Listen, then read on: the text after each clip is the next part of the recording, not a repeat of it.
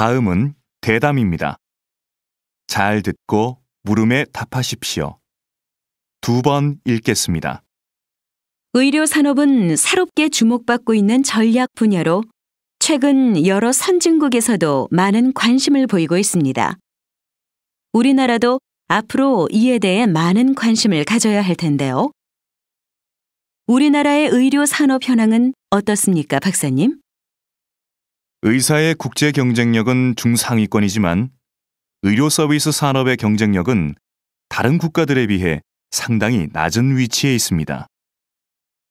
의료 서비스 산업의 경쟁력이 낮은 이유는 현행 법규에서 의료 산업이 비영리 산업으로 되어 있어서 투자를 적극적으로 하지 않기 때문입니다. 투자가 활발해져야 의료관광, 요양 같은 의료 서비스 산업을 육성할 수 있는데 말이죠. 의료 산업이 서비스 산업으로 바뀌면 투자가 늘고, 그럼 이에 따른 경쟁력이 높아져서 결국에는 많은 사람들이 첨단 의료 기술의 혜택을 누릴 수 있습니다. 게다가 국내 병원의 해외 진출이 가능해져서 의료 산업으로 많은 수익을 얻을 수 있습니다. 다시 들으십시오. 의료 산업은 새롭게 주목받고 있는 전략 분야로 최근 여러 선진국에서도 많은 관심을 보이고 있습니다. 우리나라도 앞으로 이에 대해 많은 관심을 가져야 할 텐데요. 우리나라의 의료 산업 현황은 어떻습니까, 박사님? 의사의 국제 경쟁력은 중상위권이지만 의료 서비스 산업의 경쟁력은 다른 국가들에 비해 상당히 낮은 위치에 있습니다. 의료 서비스 산업의 경쟁력이 낮은 이유는 현행 법규에서 의료 산업이 비영리 산업으로 되어 있어서 투자를 적극적으로 하지 않기 때문입니다. 투자가 활발해져야 의료관광, 요양 같은 의료 서비스 산업을 육성할 수 있는데 말이죠. 의료 산업이 서비스 산업으로 바뀌면 투자가 늘고, 그럼 이에 따른 경쟁력이 높아져서 결국에는 많은 사람들이 첨단 의료 기술의 혜택을 누릴 수 있습니다. 게다가 국내 병원의 해외 진출이 가능해져서 의료 산업으로 많은 수익을 얻을 수 있습니다. 47번.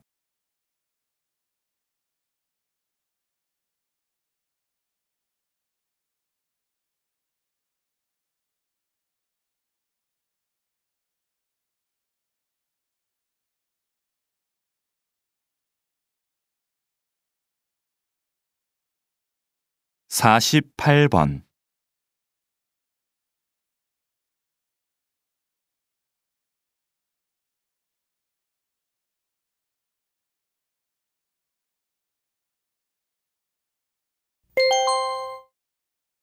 다음은 대담입니다. 잘 듣고 물음에 답하십시오. 2번 읽겠습니다. 의료 산업은 새롭게 주목받고 있는 전략 분야로 최근 여러 선진국에서도 많은 관심을 보이고 있습니다. 우리나라도 앞으로 이에 대해 많은 관심을 가져야 할 텐데요. 우리나라의 의료 산업 현황은 어떻습니까, 박사님? 의사의 국제 경쟁력은 중상위권이지만 의료 서비스 산업의 경쟁력은 다른 국가들에 비해 상당히 낮은 위치에 있습니다. 의료 서비스 산업의 경쟁력이 낮은 이유는 현행 법규에서 의료 산업이 비영리 산업으로 되어 있어서 투자를 적극적으로 하지 않기 때문입니다. 투자가 활발해져야 의료관광, 요양 같은 의료 서비스 산업을 육성할 수 있는데 말이죠. 의료 산업이 서비스 산업으로 바뀌면 투자가 늘고, 그럼 이에 따른 경쟁력이 높아져서 결국에는 많은 사람들이 첨단 의료 기술의 혜택을 누릴 수 있습니다. 게다가 국내 병원의 해외 진출이 가능해져서 의료 산업으로 많은 수익을 얻을 수 있습니다. 다시 들으십시오. 의료 산업은 새롭게 주목받고 있는 전략 분야로 최근 여러 선진국에서도 많은 관심을 보이고 있습니다. 우리나라도 앞으로 이에 대해 많은 관심을 가져야 할 텐데요. 우리나라의 의료 산업 현황은 어떻습니까, 박사님? 의사의 국제 경쟁력은 중상위권이지만 의료 서비스 산업의 경쟁력은 다른 국가들에 비해 상당히 낮은 위치에 있습니다. 의료 서비스 산업의 경쟁력이 낮은 이유는 현행 법규에서 의료 산업이 비영리 산업으로 되어 있어서 투자를 적극적으로 하지 않기 때문입니다. 투자가 활발해져야 의료 관광, 요양 같은 의료 서비스 산업을 육성할 수 있는데 말이죠. 의료 산업이 서비스 산업으로 바뀌면 투자가 늘고, 그럼 이에 따른 경쟁력이 높아져서 결국에는 많은 사람들이 첨단 의료 기술의 혜택을 누릴 수 있습니다. 게다가 국내 병원의 해외 진출이 가능해져서 의료 산업으로 많은 수익을 얻을 수 있습니다. 47번.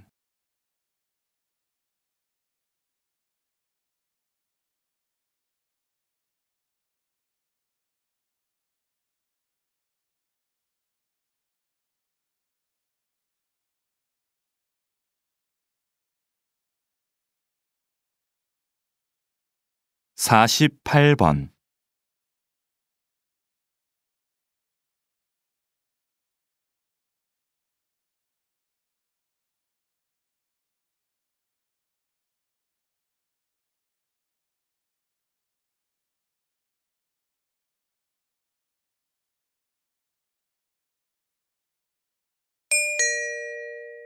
다음은 대담입니다. 잘 듣고 물음에 답하십시오. 2번 읽겠습니다. 고서적하면 흔히 오래되고 뭔가 내용도 어려울 것 같은 옛 문헌들을 떠올리는데요. 박사님은 고서적 중에서도 일상적인 내용의 책들을 주로 연구해 오셨습니다. 왜 그런 책에 관심을 가지시는지, 또 그것을 연구하는 일이 현대에 어떤 의미가 있는지 궁금합니다. 제가 연구하는 고서들은 당시 일반 대중들이 많이 봤던 책입니다. 값싸게 만들어졌기 때문에 현재는 낡아서 볼품없고 버려지는 책들이지요. 하지만 많은 사람들이 읽었다는 점에서 중요도는 어느 것에도 뒤지지 않습니다. 분야도 다양해서 연애 소설이나 상업용 문서, 편지 작성법을 모아놓은 실용서 같은 것들이 있습니다. 이런 자료들을 통해서 옛사람들의 삶을 구체적이고 사실적으로 복원할 수 있는데요. 이것은 고서 연구뿐만 아니라 역사 연구라는 큰 틀에 있어서도 아주 기묘한 부분이라고 생각합니다. 다시 들으십시오. 고서적하면 흔히 오래되고 뭔가 내용도 어려울 것 같은 옛 문헌들을 떠올리는데요. 박사님은 고서적 중에서도 일상적인 내용의 책들을 주로 연구해 오셨습니다. 왜 그런 책에 관심을 가지시는지, 또 그것을 연구하는 일이 현대에 어떤 의미가 있는지 궁금합니다. 제가 연구하는 고서들은 당시 일반 대중들이 많이 봤던 책입니다. 값싸게 만들어졌기 때문에 현재는 낡아서 볼품없고 버려지는 책들이지요. 하지만 많은 사람들이 읽었다는 점에서 중요도는 어느 것에도 뒤지지 않습니다. 분야도 다양해서 연애 소설이나 상업용 문서, 편지 작성법을 모아놓은 실용서 같은 것들이 있습니다. 이런 자료들을 통해서 옛사람들의 삶을 구체적이고 사실적으로 복원할 수 있는데요. 이것은 고서 연구뿐만 아니라 역사 연구라는 큰 틀에 있어서도 아주 기묘한 부분이라고 생각합니다. 47번.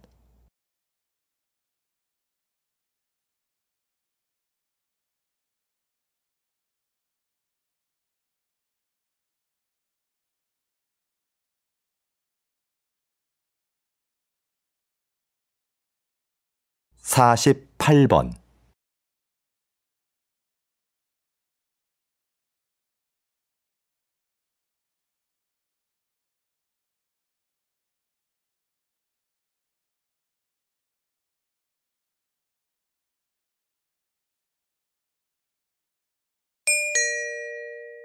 다음은 대담입니다. 잘 듣고 물음에 답하십시오. 2번 읽겠습니다. 고서적하면 흔히 오래되고 뭔가 내용도 어려울 것 같은 옛 문헌들을 떠올리는데요. 박사님은 고서적 중에서도 일상적인 내용의 책들을 주로 연구해 오셨습니다. 왜 그런 책에 관심을 가지시는지, 또 그것을 연구하는 일이 현대에 어떤 의미가 있는지 궁금합니다.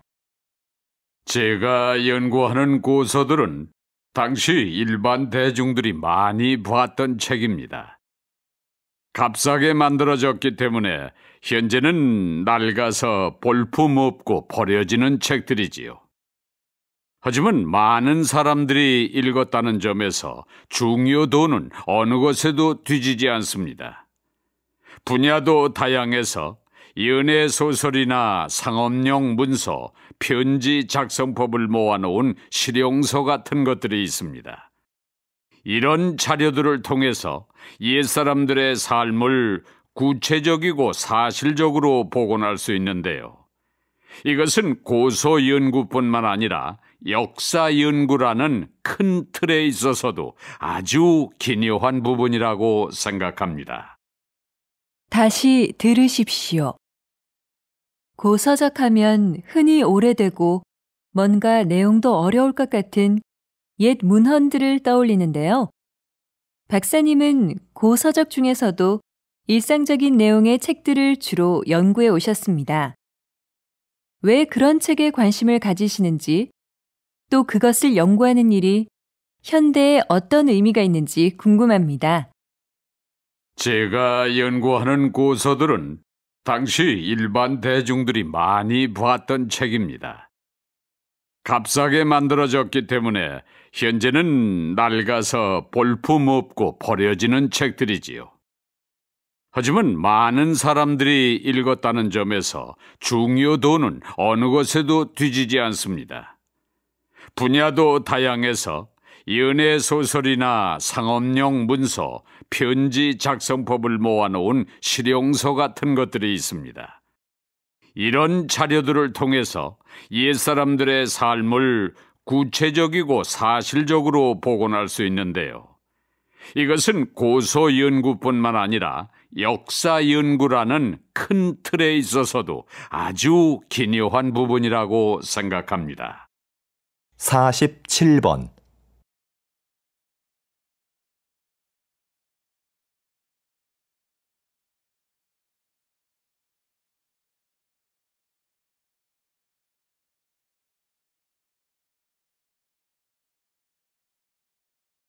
48번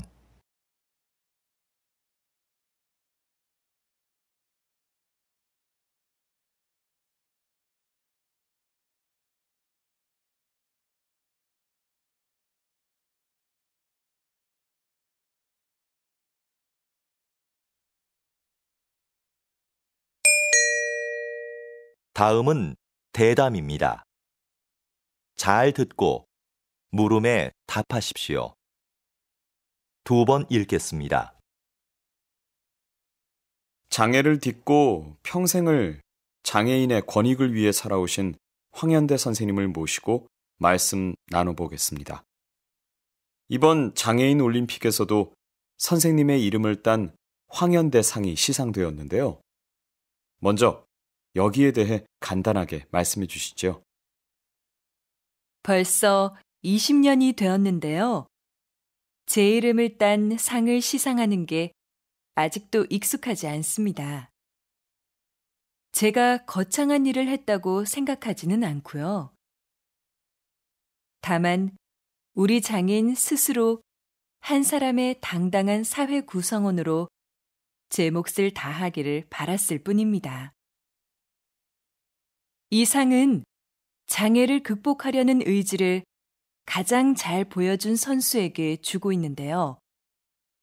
고맙게도 지금까지는 수상자들이 제 기대 이상으로 사회에서 당당하게 자리를 잡았습니다. 그 점을 항상 고맙게 생각합니다. 다시 들으십시오.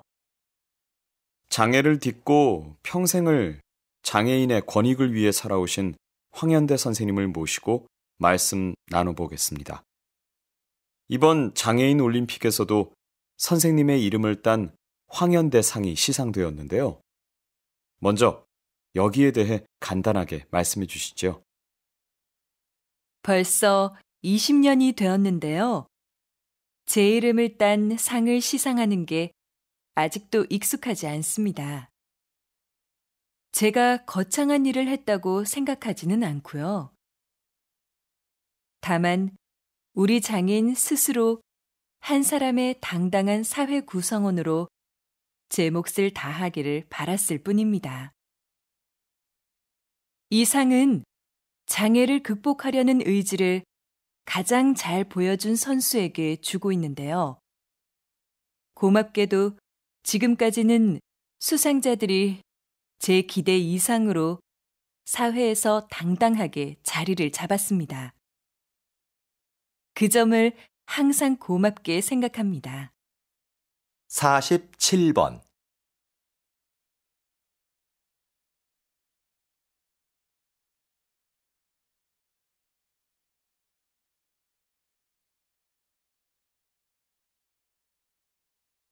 48번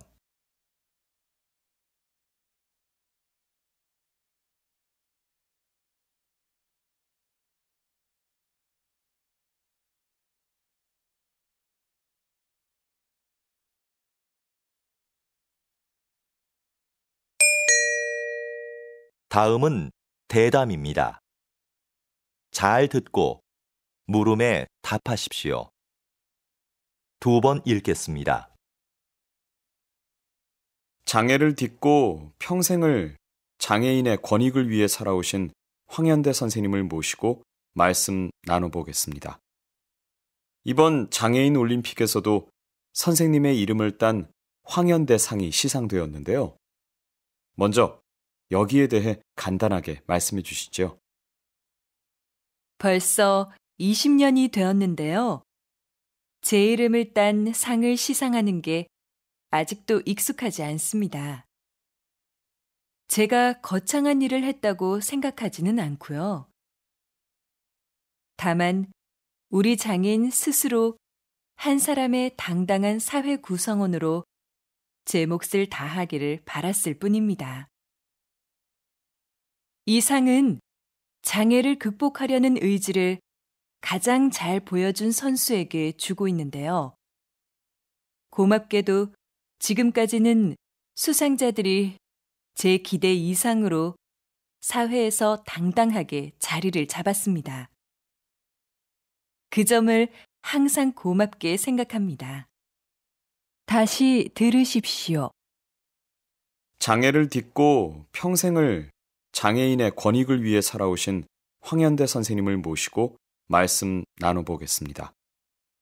이번 장애인 올림픽에서도 선생님의 이름을 딴 황현대 상이 시상되었는데요. 먼저 여기에 대해 간단하게 말씀해 주시죠. 벌써 20년이 되었는데요. 제 이름을 딴 상을 시상하는 게 아직도 익숙하지 않습니다. 제가 거창한 일을 했다고 생각하지는 않고요. 다만 우리 장애인 스스로 한 사람의 당당한 사회 구성원으로 제 몫을 다하기를 바랐을 뿐입니다. 이 상은 장애를 극복하려는 의지를 가장 잘 보여준 선수에게 주고 있는데요. 고맙게도 지금까지는 수상자들이 제 기대 이상으로 사회에서 당당하게 자리를 잡았습니다. 그 점을 항상 고맙게 생각합니다. 47번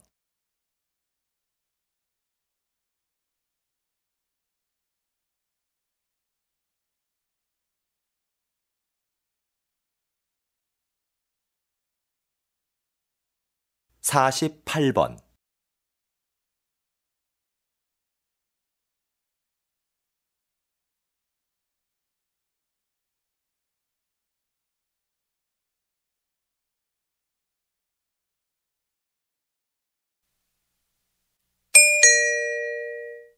다음은 대담입니다.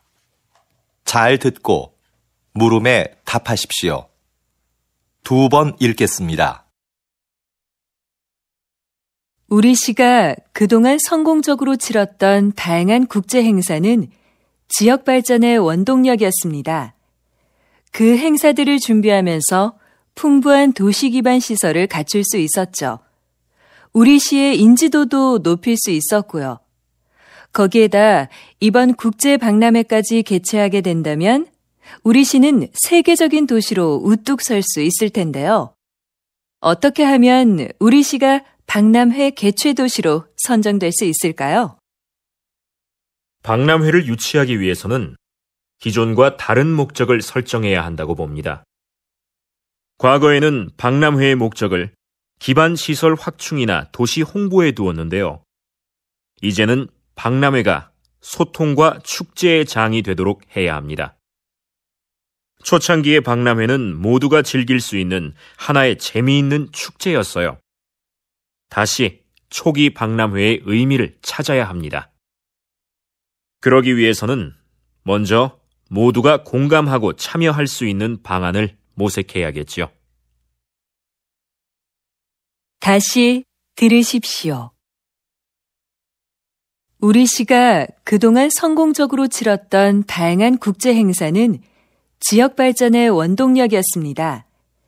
그 행사들을 준비하면서 풍부한 도시 기반 시설을 갖출 수 있었죠. 우리 시의 인지도도 높일 수 있었고요. 거기에다 이번 국제 박람회까지 개최하게 된다면 우리 시는 세계적인 도시로 우뚝 설 수 있을 텐데요. 어떻게 하면 우리 시가 박람회 개최 도시로 선정될 수 있을까요? 박람회를 유치하기 위해서는 기존과 다른 목적을 설정해야 한다고 봅니다. 과거에는 박람회의 목적을 기반 시설 확충이나 도시 홍보에 두었는데요. 이제는 박람회가 소통과 축제의 장이 되도록 해야 합니다. 초창기의 박람회는 모두가 즐길 수 있는 하나의 재미있는 축제였어요. 다시 초기 박람회의 의미를 찾아야 합니다. 그러기 위해서는 먼저 모두가 공감하고 참여할 수 있는 방안을 모색해야겠지요. 47번.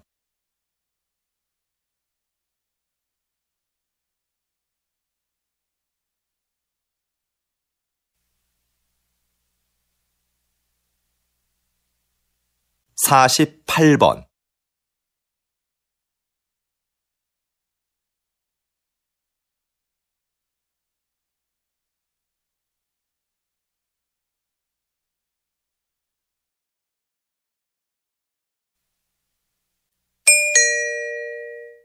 다음은 대담입니다. 잘 듣고 물음에 답하십시오. 2번 읽겠습니다. 우리 시가 그동안 성공적으로 치렀던 다양한 국제 행사는 지역 발전의 원동력이었습니다. 그 행사들을 준비하면서 풍부한 도시 기반 시설을 갖출 수 있었죠. 우리 시의 인지도도 높일 수 있었고요. 거기에다 이번 국제 박람회까지 개최하게 된다면 우리 시는 세계적인 도시로 우뚝 설 수 있을 텐데요. 어떻게 하면 우리 시가 박람회 개최 도시로 선정될 수 있을까요? 박람회를 유치하기 위해서는 기존과 다른 목적을 설정해야 한다고 봅니다. 과거에는 박람회의 목적을 기반 시설 확충이나 도시 홍보에 두었는데요. 이제는 박람회가 소통과 축제의 장이 되도록 해야 합니다. 초창기의 박람회는 모두가 즐길 수 있는 하나의 재미있는 축제였어요. 다시 초기 박람회의 의미를 찾아야 합니다. 그러기 위해서는 먼저 모두가 공감하고 참여할 수 있는 방안을 모색해야겠지요. 다시 들으십시오. 우리 시가 그동안 성공적으로 치렀던 다양한 국제 행사는 지역 발전의 원동력이었습니다. 그 행사들을 준비하면서 풍부한 도시 기반 시설을 갖출 수 있었죠. 우리 시의 인지도도 높일 수 있었고요.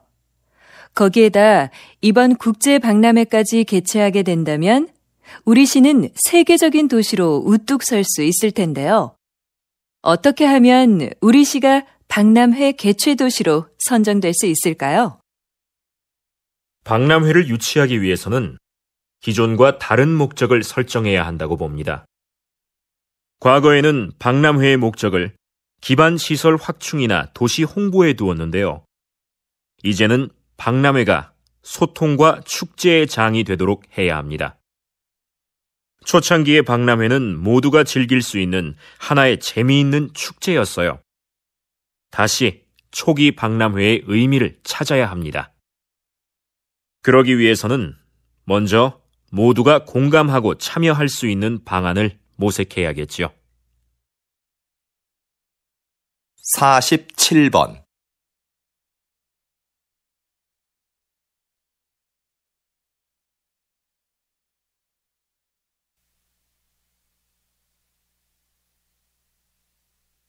48번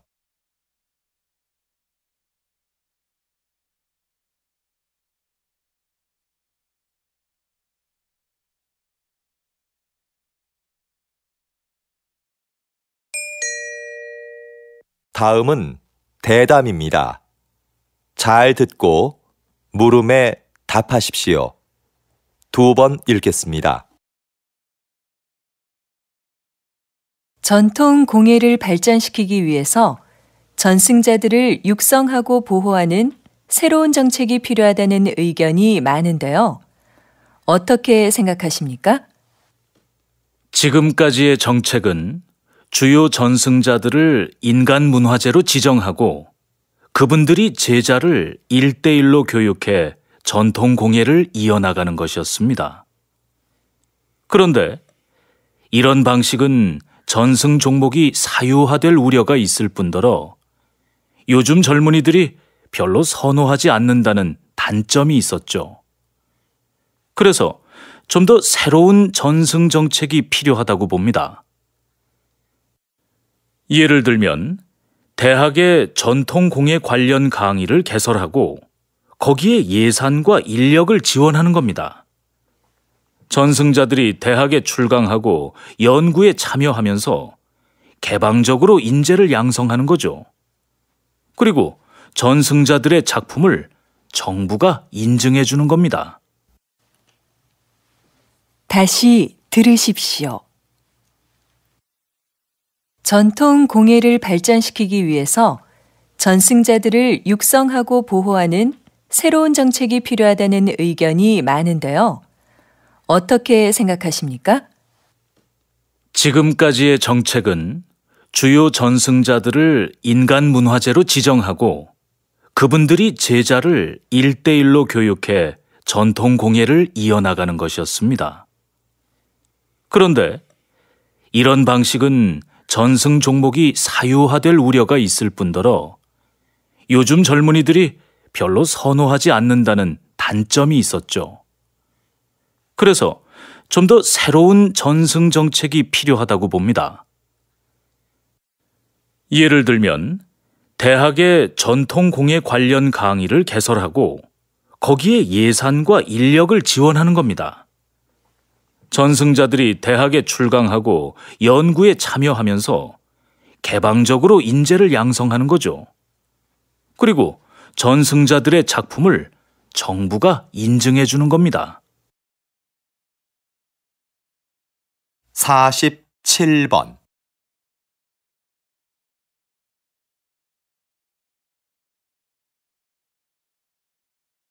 48번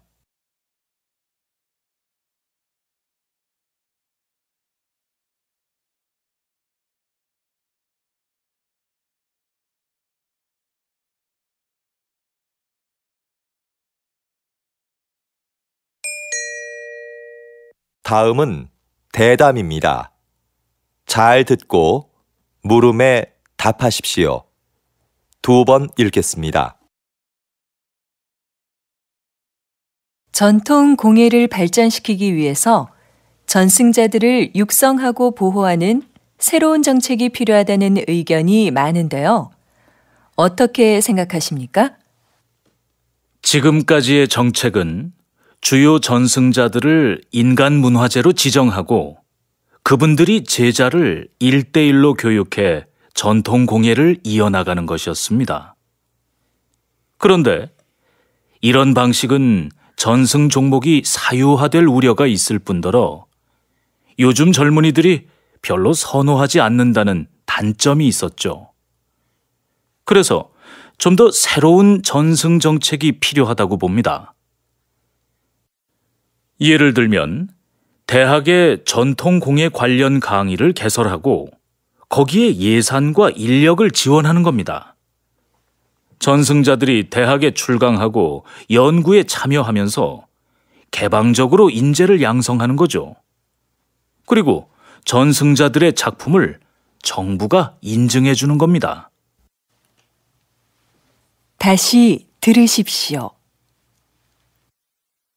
전통 공예를 발전시키기 위해서 전승자들을 육성하고 보호하는 새로운 정책이 필요하다는 의견이 많은데요. 어떻게 생각하십니까?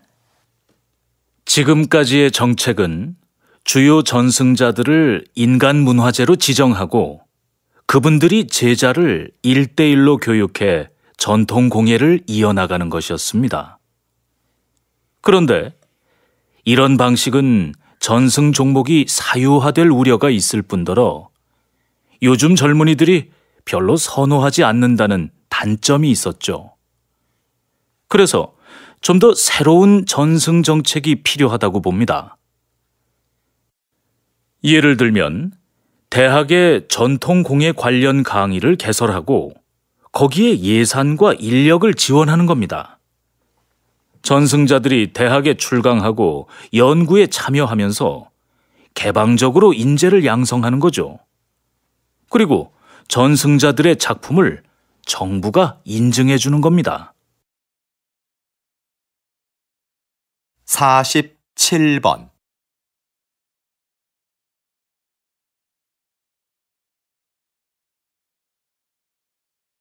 48번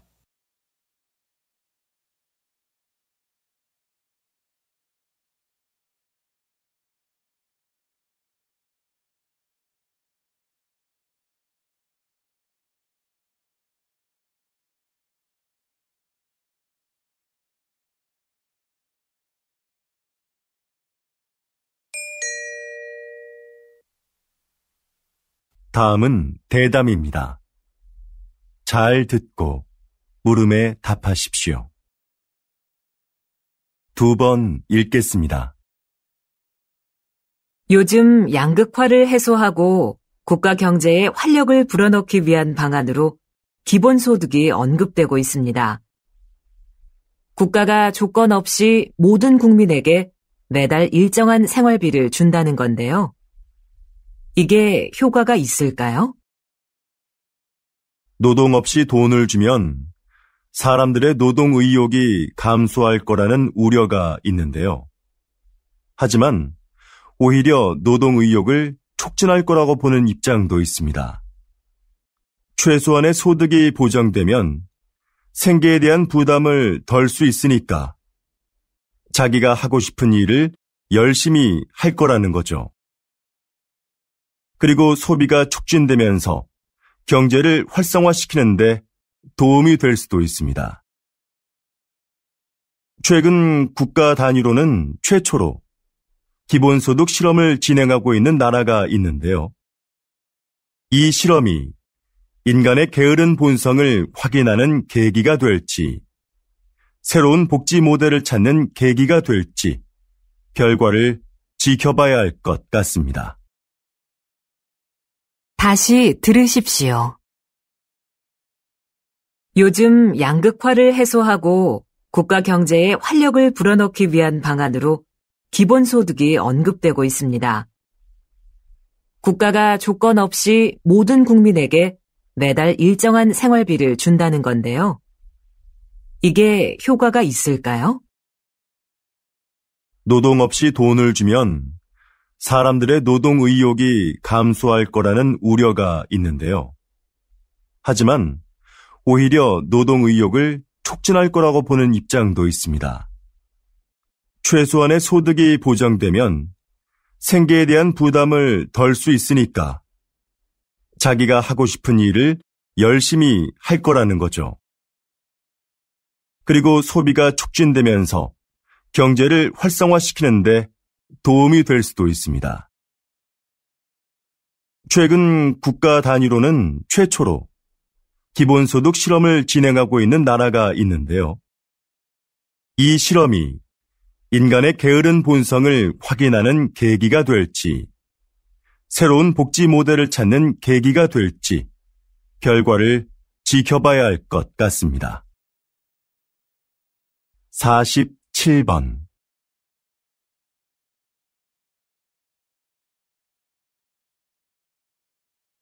48번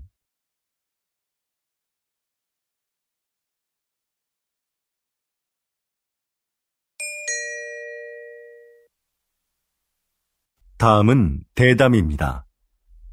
잘 듣고 물음에 답하십시오. 2번 읽겠습니다. 요즘 양극화를 해소하고 국가 경제에 활력을 불어넣기 위한 방안으로 기본소득이 언급되고 있습니다. 국가가 조건 없이 모든 국민에게 매달 일정한 생활비를 준다는 건데요. 이게 효과가 있을까요? 노동 없이 돈을 주면 사람들의 노동 의욕이 감소할 거라는 우려가 있는데요. 하지만 오히려 노동 의욕을 촉진할 거라고 보는 입장도 있습니다. 최소한의 소득이 보장되면 생계에 대한 부담을 덜 수 있으니까 자기가 하고 싶은 일을 열심히 할 거라는 거죠. 그리고 소비가 촉진되면서 경제를 활성화시키는데 도움이 될 수도 있습니다. 최근 국가 단위로는 최초로 기본소득 실험을 진행하고 있는 나라가 있는데요. 이 실험이 인간의 게으른 본성을 확인하는 계기가 될지, 새로운 복지 모델을 찾는 계기가 될지 결과를 지켜봐야 할 것 같습니다. 다시 들으십시오. 요즘 양극화를 해소하고 국가 경제에 활력을 불어넣기 위한 방안으로 기본소득이 언급되고 있습니다. 국가가 조건 없이 모든 국민에게 매달 일정한 생활비를 준다는 건데요. 이게 효과가 있을까요? 노동 없이 돈을 주면 사람들의 노동 의욕이 감소할 거라는 우려가 있는데요. 하지만 오히려 노동 의욕을 촉진할 거라고 보는 입장도 있습니다. 최소한의 소득이 보장되면 생계에 대한 부담을 덜 수 있으니까 자기가 하고 싶은 일을 열심히 할 거라는 거죠. 그리고 소비가 촉진되면서 경제를 활성화시키는데 도움이 될 수도 있습니다. 최근 국가 단위로는 최초로 기본소득 실험을 진행하고 있는 나라가 있는데요. 이 실험이 인간의 게으른 본성을 확인하는 계기가 될지, 새로운 복지 모델을 찾는 계기가 될지 결과를 지켜봐야 할 것 같습니다. 47번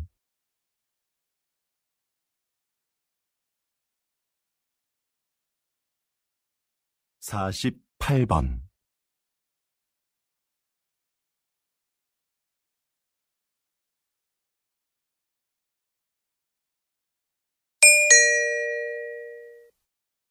다음은 대담입니다.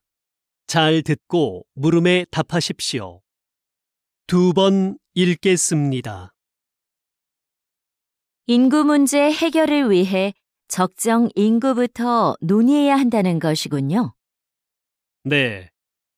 적정 인구란 사회의 규모와 경제적인 면에서 가장 바람직한 인구 수준을 말하는데요. 적정 인구 규모가 정해져야 그에 따른 인구 대책을 세울 수 있게 됩니다. 적정 인구는 일반적으로 사람들이 소비하는 자원의 요구량 또는 자원 생산에 필요한 땅 면적을 고려해 계산하는데요. 어떤 삶의 질과 방식으로 사느냐에 따라 요구되는 자원이 다르기 때문에 나라마다 적정 인구의 판정 기준에 차이가 있습니다. 따라서 적정 인구를 계산할 때는 국민들의 삶의 질도 함께 고려해야 합니다. 다시 들으십시오. 인구 문제 해결을 위해 적정 인구부터 논의해야 한다는 것이군요. 네. 적정 인구란 사회의 규모와 경제적인 면에서 가장 바람직한 인구 수준을 말하는데요. 적정 인구 규모가 정해져야 그에 따른 인구 대책을 세울 수 있게 됩니다. 적정 인구는 일반적으로 사람들이 소비하는 자원의 요구량 또는 자원 생산에 필요한 땅 면적을 고려해 계산하는데요. 어떤 삶의 질과 방식으로 사느냐에 따라 요구되는 자원이 다르기 때문에 나라마다 적정 인구의 판정 기준에 차이가 있습니다.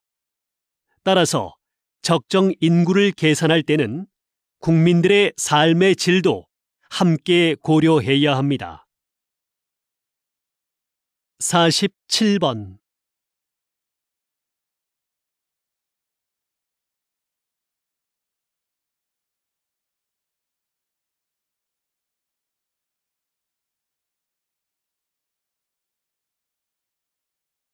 (48번)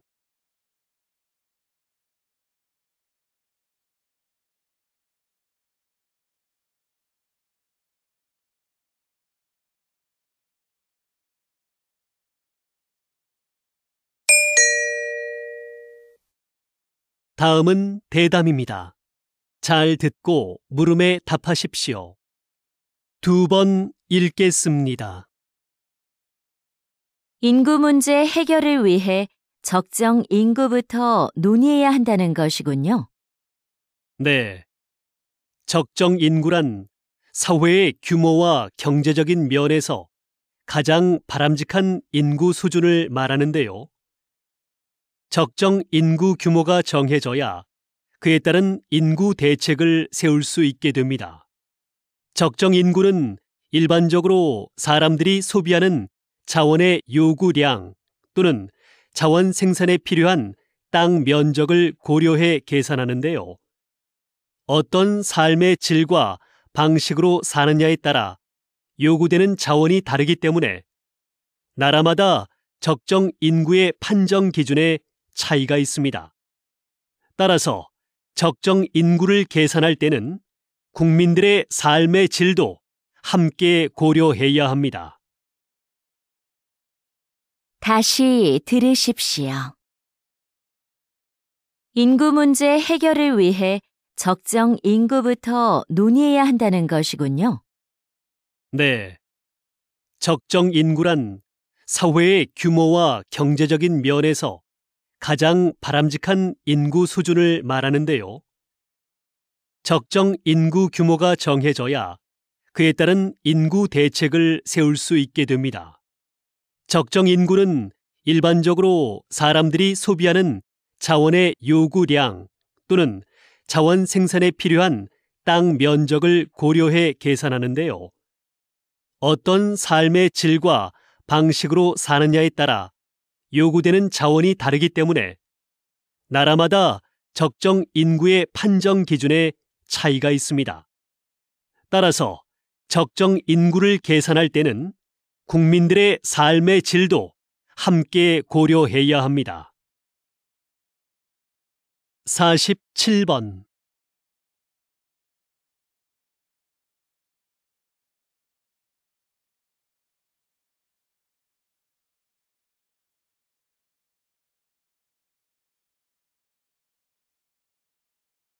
(48번)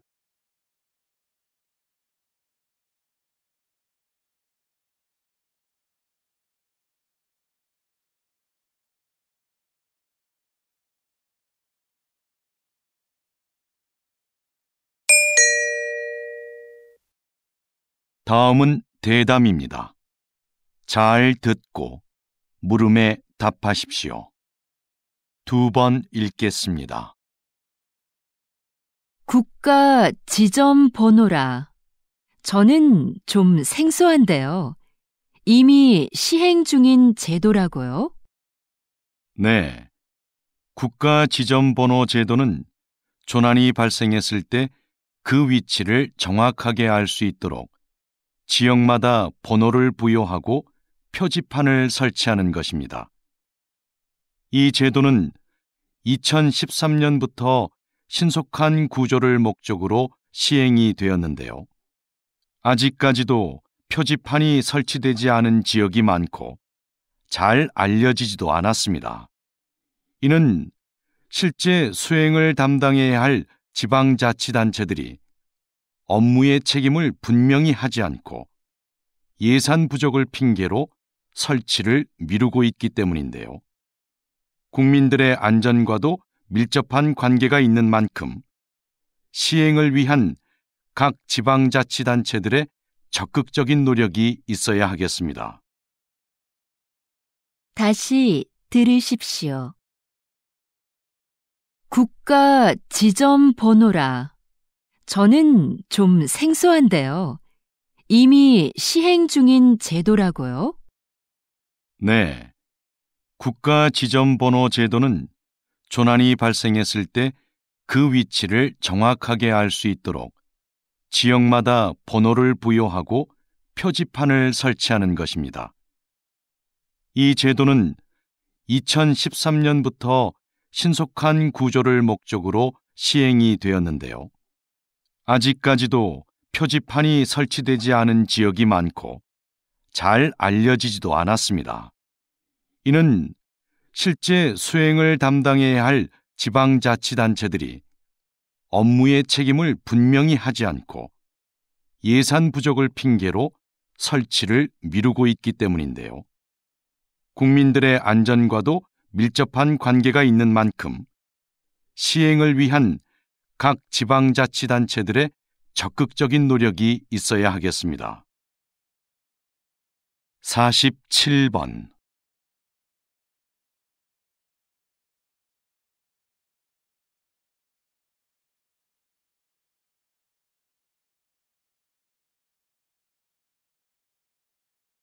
48번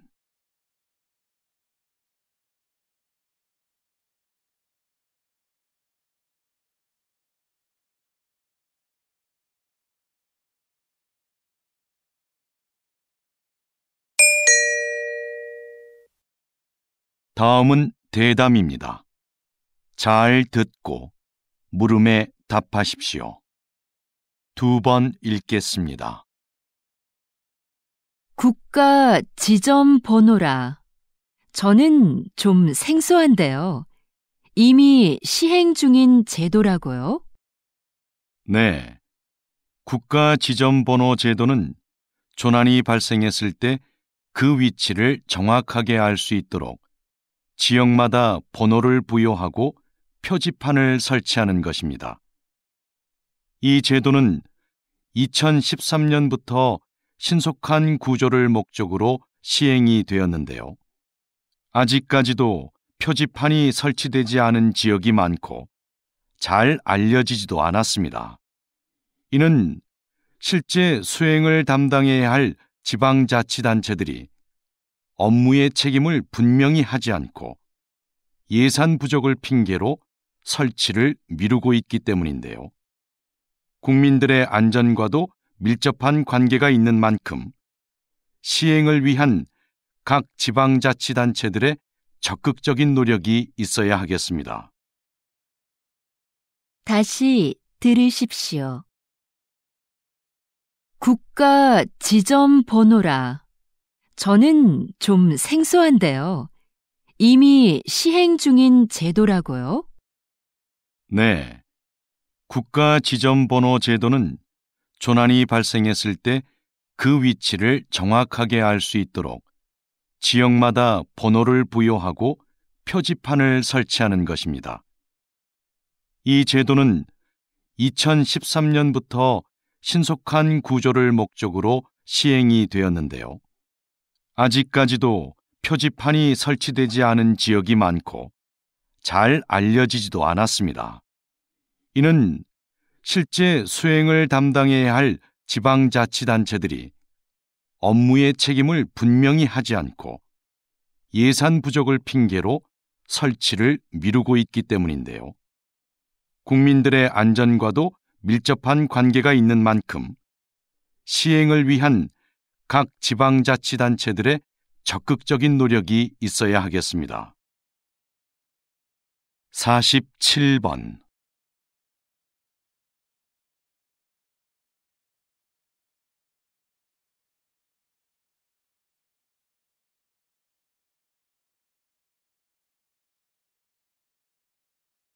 48번